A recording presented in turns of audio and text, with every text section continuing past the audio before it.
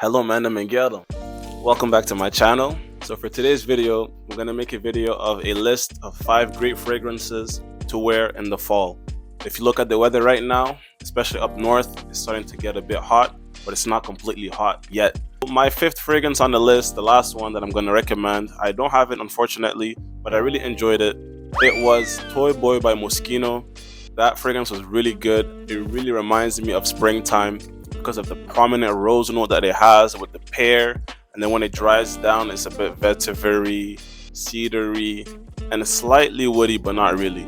And the thing is, that fragrance just reminds me of like all the flowers blooming, a bit of fruitiness, playfulness. It was very powerful as well. That thing would last at least 12 hours.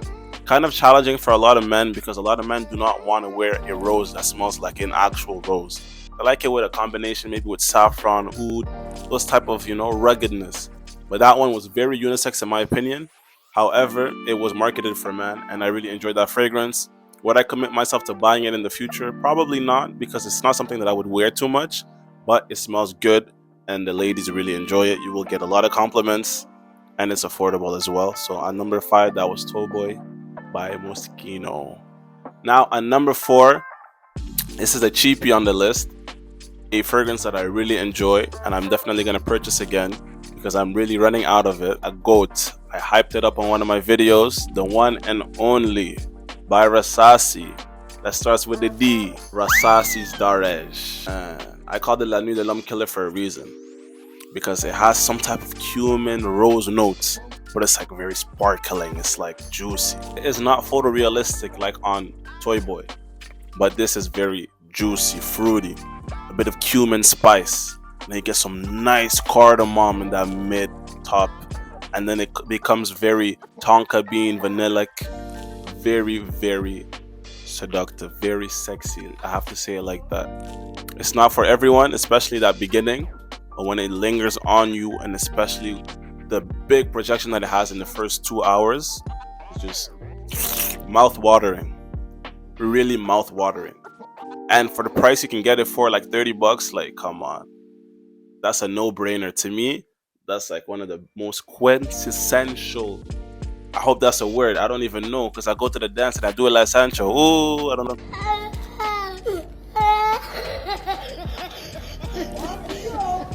Know what I'm saying, but to me it's one of the most valuable must-have spring fragrances.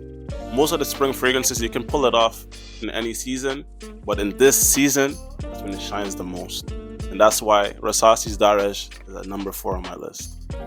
Now number 3 on my list, it's a classic. Everybody's heard of it, everybody's probably smelt it. Something that I want to purchase someday in my life, and probably sooner rather than later, because I really enjoy this fragrance. It was a first hate and then it became a love.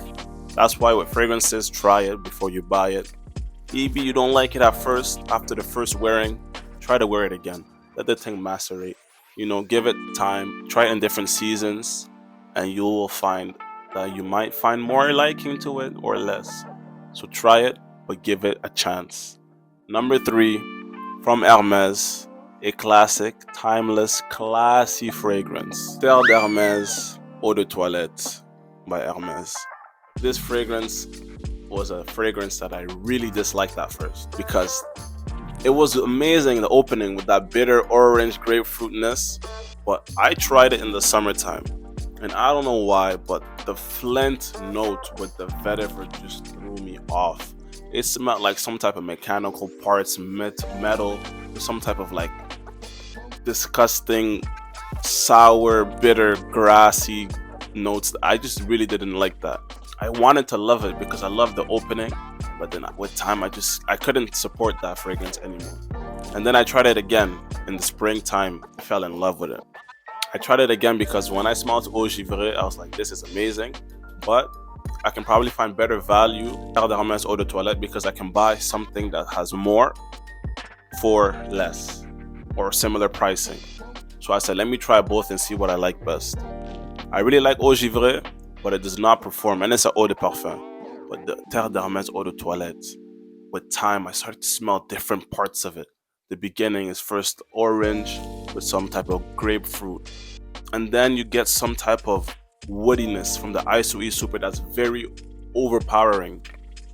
But it's not by itself, it's accompanied with vetiver, and when you're really at the end of the fragrance, some type of resinous sweet benzoin, somewhat vanillic like, and the geranium that gives you slightly mineral rose smelling type of scents.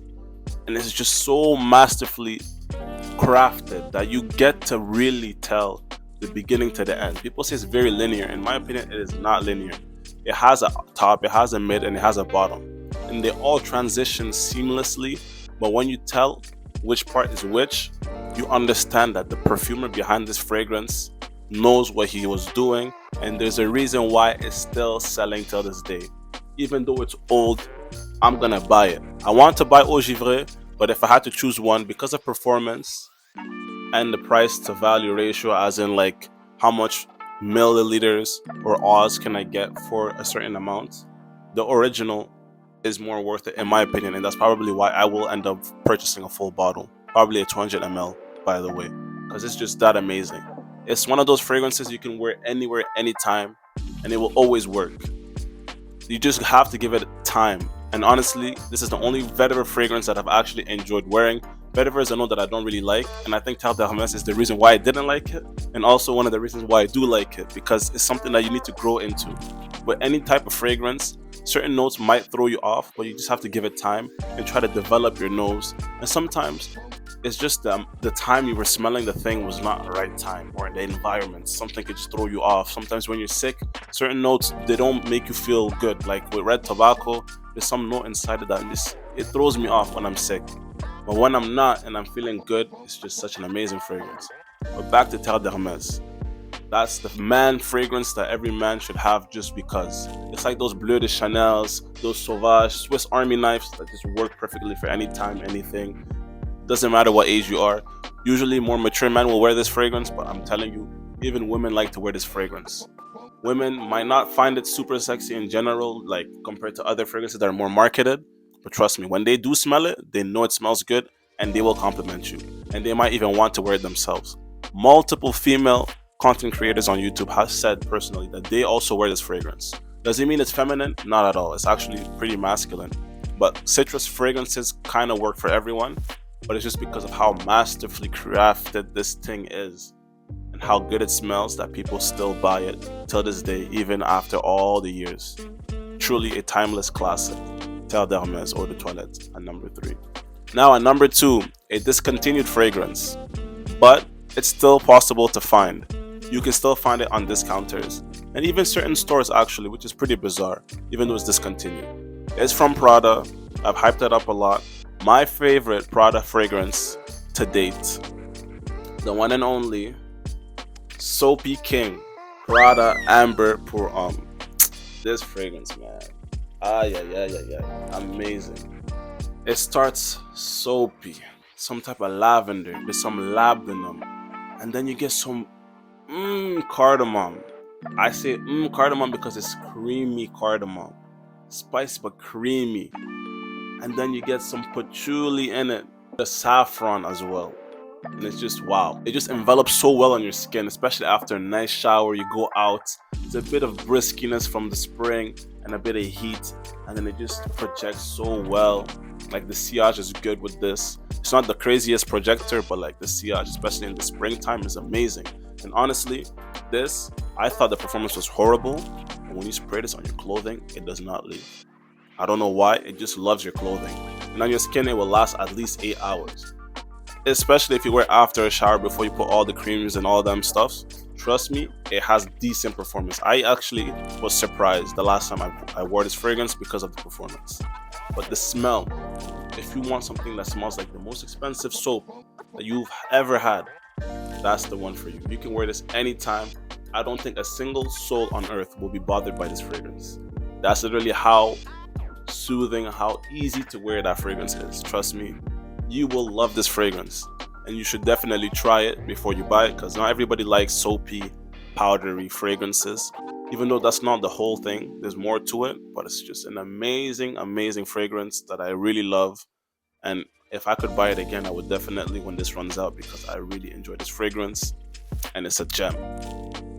Probably a hidden gem nowadays, because I know the first person I heard hyping this up was the late Kevin Samuels, RIP to him. He hyped it up, and I know Boy Tyler Fragrance guy also talked about it, and a few others, and it's marvelous. Great fragrance from Prada. They should bring back fragrances like this, please. We need more of that. I am not a big fan of Prada L'Homme. There's this peppery note that just throws me off, but this, magnificent.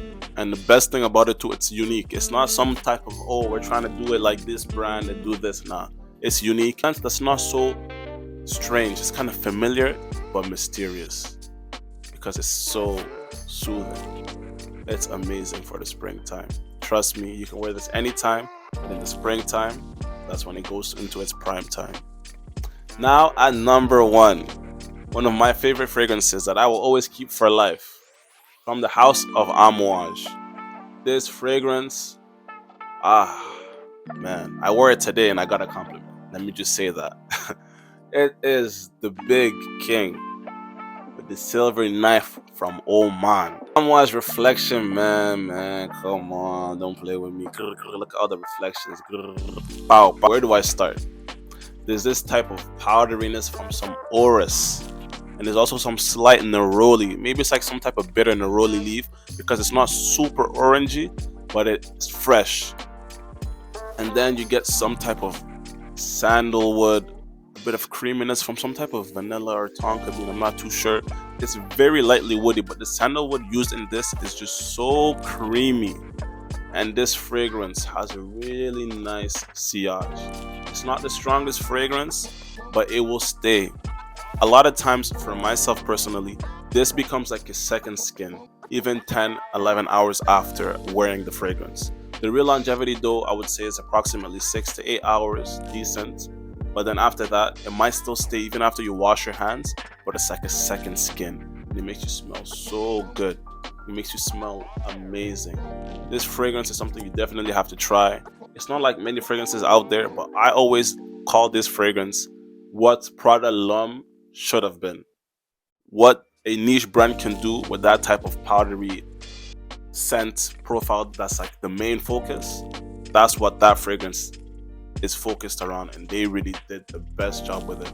I do really love Iris and Orris. My favorite fragrance is Dior Homme Intense, but I can't wear that all year. So when I can't wear Dior Homme Intense, what do I go out with? You guessed it, Amouage Reflection, man. Simple as that. It's just that good. Trust me, always you'll get bare compliments. I forgot to mention, it's also very aldehydic with some light florals. I think there's some ylang ylang or some jasmine in it, but it's amazing. My mom smelled it and she said, let me get this one, because she can wear it too. She can pull it off. It's pretty unisex in my opinion. It's a bit masculine with some type of sandalwood and a bit of like vetiver as well, I believe, or some type of cedar, but anyone can pull it off. Fragrances don't really have genders, by the way. You wear whatever you want. It's not something that will just fit on your skin or your body in a different way if you're a man or a woman, like clothing. This is a scent. You smell it with your nose. Your nose is not going to smell it differently than any other person just because of their gender. It will wear differently because the genders have different ways and body heat storage, and also certain oils on the skin that project more or less, and certain fragrances play better with certain chemistries on the skins, and blah blah blah. You're just ruining it. Look at my lips. You're ruining it. I'm not a scientist, but fragrances, no gender. Amouage Reflection, man, big banger. You will get compliments. Expensive. It's a niche fragrance. It's expected, but it's worth it. Thank you for watching my video. Press a like, comment down below, and subscribe. Let me know all your fragrance bangers for the springtime that I should check out, because I always want to check out new fragrances, and there's never enough fragrances that I could smell in my life, because I haven't smelled enough compared to a lot of other people that are in the same game as me. So I need to up my olfactory knowledge. Anyways, I am so glad you came to watch this video. Subscribe and come back for more videos. Have a great day, night, and evening, and peace.